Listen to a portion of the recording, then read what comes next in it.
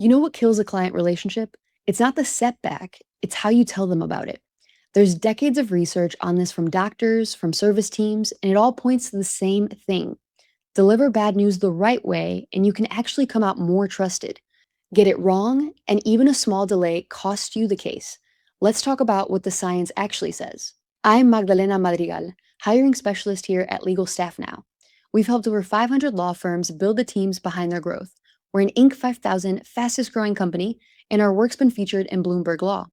My whole world is helping growing firms build the hiring infrastructure that gets the right people into the right seats before the growth even demands it.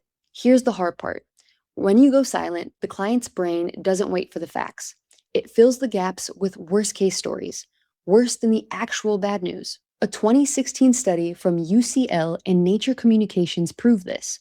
Researchers put people in situations where they'd either get an electric shock or they wouldn't. Ready for this? The people who knew for sure a shock was coming, calmer.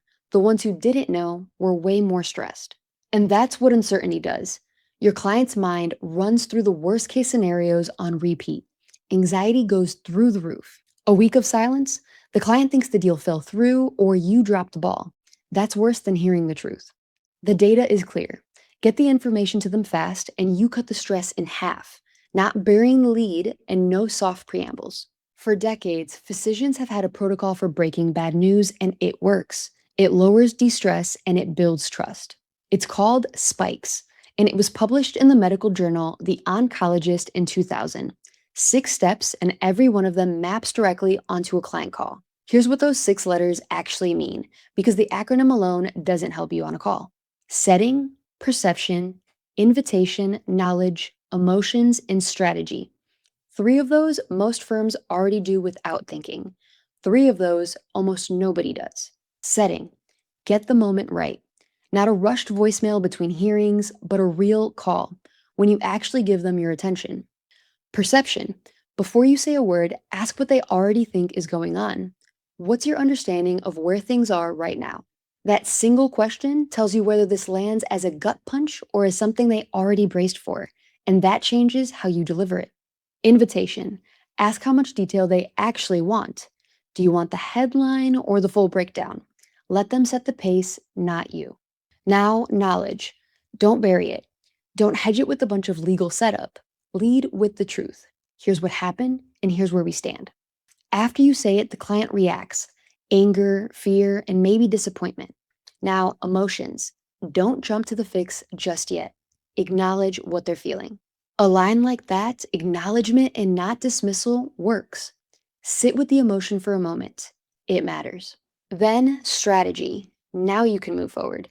Here's what we do next. Here's the timeline, and here's what you can count on from us. Not we'll figure it out. Instead, it's I'm filing the motion on Tuesday and you'll have an update by Friday. Even in a setback, if you give them a clear next step and ownership, they will trust you more. There's a phenomenon in service recovery called service recovery paradox. A 2025 study in the Journal of Brand Management backs it up. When a client hits a problem and you fix it fast with genuine care, they can end up more loyal than if nothing went wrong. This works when the fix is real. When it's just words, trust doesn't recover. The paradox breaks down if you drop the ball again. Fool me once, you've earned a second chance. Fool me twice, and I'm gone. And here's where most firms break down. This conversation lives in one partner's instincts, or worse, it doesn't happen at all. Your case managers, your intake staff, your support team, they're the ones fielding tough calls, and they need a trained, consistent protocol, not improvised instincts. When everyone's trained on the same 6 steps, including virtual staff handling intake, a client gets the same quality conversation no matter who's on the call. The case is going to go how it goes, but how you talk about it, that's entirely in your hands. A 2026 LegalCx report found that client communication and case outcome carry almost equal weight in satisfaction. You can win a case and lose a client if you handle it poorly. So it's important to set the stage, check what they know, get their go-ahead, say it plainly, sit with the emotion, and close with a concrete plan. It's about being honest and clear in a way that actually helps the client handle hard news. That's the science. The outcome is what it is, but when you tell the truth early, sit with the emotion, and give them a real plan forward, Clients trust you more. That's not luck, that's protocol.